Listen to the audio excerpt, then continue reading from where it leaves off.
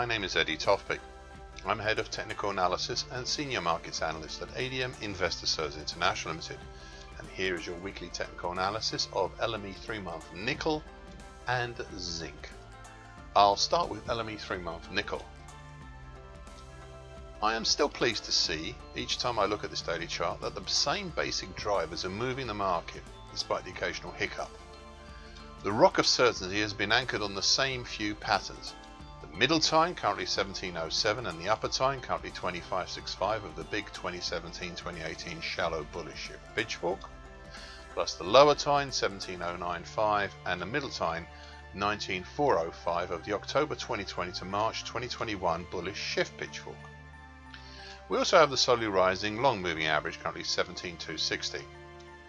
It was also, as I said now some 4 weeks ago, and I quote, "Whilst these two bullish pitchforks are in operation, this market will still have the bullish incentive, even if it sometimes looks like it is missing." End of quote. This had gone a long way to mitigating the strange indecision we'd seen in earlier weeks, primarily with contrary key reversals. Now, one final point I'd like to recognise, and one that will become important going forward, the May to date rising wedge pattern. Before I talk more on this rising wedge pattern, I will highlight the key event from last week. We ended up having a weekly key reversal up last week.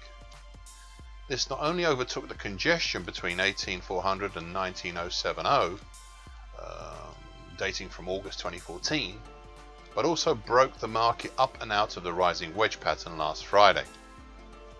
Yesterday saw a further move higher, up over the middle time of the October 2020 to March 2021 bullish shift pitchfork, though today is a little bit more tempered, as we may indeed have a key reversal down. So if prices close tonight either over 19710 or under 19470, then we'd be on. Currently looks like a daily key reversal down tomorrow or tonight. One caveat to this: we have seen, as I have previously mentioned, a number of contrary key reversals that have resulted in a decision on an intraday level rather than just an intraday level. Please watch out for this. Anyway, it is time I gave some ideas of possible targets for the break upwards out of the rising wedge pattern, assuming it is a genuine one. The initial target X would be in the 2345 area, whilst the secondary target to X1 would be in the 2780 area. The immediate issue with these is the same as why today we've turned down and looked like did so back in late February, at least to some degree. We have the significant September 2014 and June 2014 highs at 19940 and 19995 respectively in the way first. This is a pair of big obstacles to overcome, so it's no surprise to see a reversion back down today as prices edged closer to them. Question now is whether the bullish rising wedge pattern is enough to take us still higher, or is this move up late last week and early this week still just a false break. LME 3-month zinc. On the surface, this metal looks like a gently rising market over the last few weeks, with the most notable feature being a weekly key reversal up 2 weeks ago. Not so. There are some significant forces at play here, and all is not what it looks. So let's take a look back and see how we've gotten here and why I think there are strong undercurrents. As I mentioned back when I made written commentaries in November last year, that the 50% Fibonacci line of 2006-2008 move at 2806 is key. The weekly key reversal down 6 weeks ago just proved that again, as the following Monday 5 weeks ago bottomed at 2806 area. Since then we've seen prices move up along the May 2020 to date broken but still potent uptrend, currently at 2993. Now, I posed a question some 5 weeks ago related to this move down and lack of follow through lower.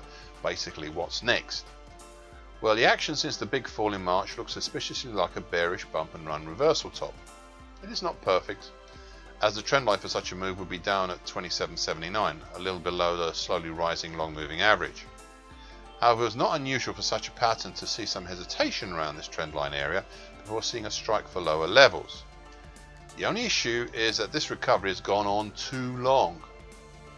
in which case I put forward also the idea for another pattern type, possible bear flag or bearish measured move lower. What was most interesting about the whole affair was how prices had followed the broken but seemingly valid May 2020 today uptrend. Indeed, this uptrend is key to what has been going on in recent days. However, the move up has been fraught with indecision.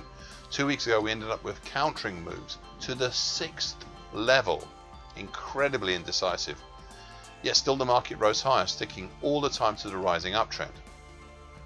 This makes me think, well, made me think last week, that such action is not incidental.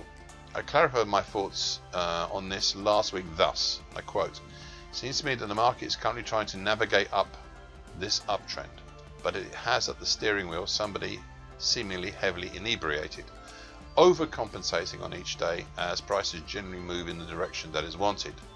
This is not safe, nor can it last. I would urge caution for when the drunken driver of this market either stops or gets pulled over." End of quote. I added last week one final thing. I'd still left targets X1 and X2 on the daily chart.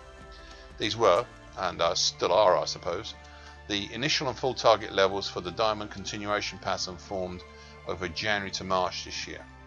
The market has already previously reached target X1 in the 30.95 area, and I had prior expressed doubts about the market having the impetus to reach target X2 in the 32.15 area, and I was about to retire these two, but I kept them on, just in case.